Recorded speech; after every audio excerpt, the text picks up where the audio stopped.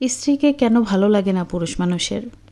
আমার স্ত্রী দেখতে খুব সুন্দরী, তবু কেন জানি তাকে এখন আর ভালো লাগে না।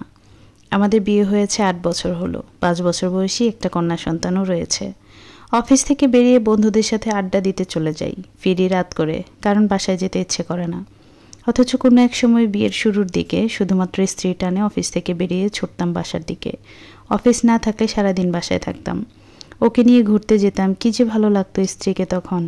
আর এখন ওর দিকে তাকাতে ইচ্ছে করে না, কথা বলতে ইচ্ছে করে না। ওর আশপাশে থাকলে বিরক্ত লাগে। বাইরে থাকা অবস্থায় ওর ফোন এলে ধরি না, মেসেজ পাঠালে দেখি না। আর বাসায় থাকা অবস্থায়ও ও কিছু বললে অনাগ্রহের সাথে হু হা করে চুপ করে থাকি। আর রাতে যদি ও কাছে আসতে চায়, আমি রোর ভাষায় বলি, জ্বালাতন করো না, সারাদিন অফিস করে ক্লান্ত হয়ে আছি, ঘুমাতে দাও। আসলে ক্লান্তি টানতে কিছু না, স্ত্রীকে ভালো লাগে না, এটাই মূল কথা। কেন এমন হচ্ছে বুঝতে পারছি না। এই সমস্যা যে একা আমার হচ্ছে তা নয়, আমি আরও অনেক পুরুষের মধ্যে এই সমস্যা দেখছি। তাদের কেউ কেউ স্ত্রীর প্রতি আগ্রহ হারিয়ে পরকীয়া করছে। আমি নিজে এখনও পরকীয়া করিনি, তবে করার দিকে এগিয়ে যাচ্ছি।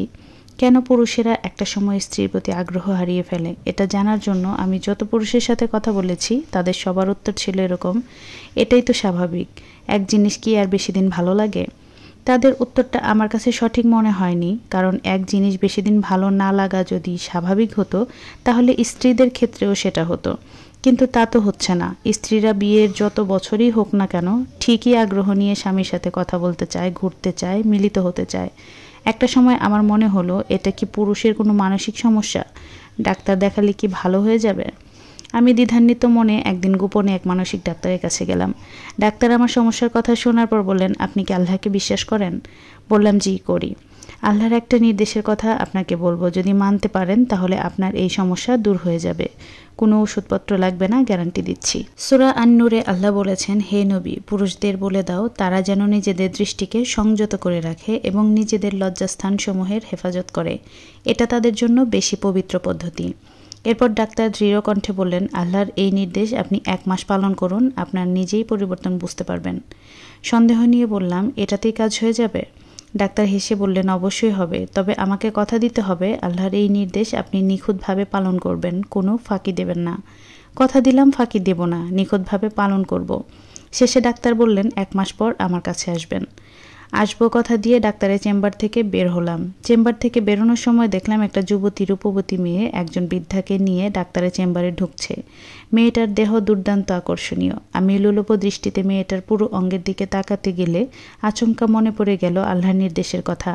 আমি সঙ্গে সঙ্গে চোখ সরিয়ে নিলাম এবং মাথা নিচু করে হেঁটে চলে গেলাম।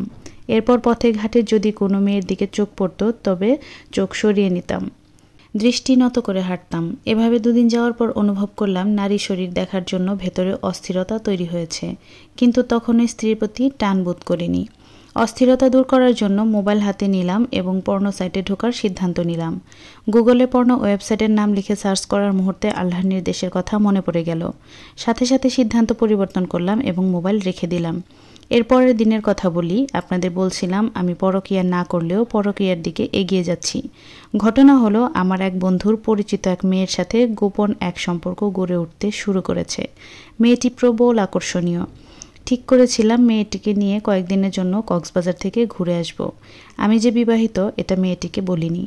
সেই মেয়েটি ওই দিন সন্ধ্যায় ফোন দিল। আমি তখন অফিস থেকে বেরিয়েছি। ওর ফোন দেখে মনটা খুশিতে ভরে উঠল, কিন্তু ফোনটা ধরার সময় মনে পড়ল আল্লাহর নির্দেশের কথা। তৎক্ষণাৎ মনকে শক্ত করলাম এবং ফোনটা ধরলাম না। মেয়েটা যতবারই ফোন দিল, ধরলাম না। এভাবে দৃষ্টি সংযত রেখে এবং লজ্জাস্থান হেফাজত করে 15 দিন কাটানোর পর লক্ষ্য করলাম আমার মাথায় স্ত্রীর ভাবনা ছাড়া আর কিছু কাজ করছে না।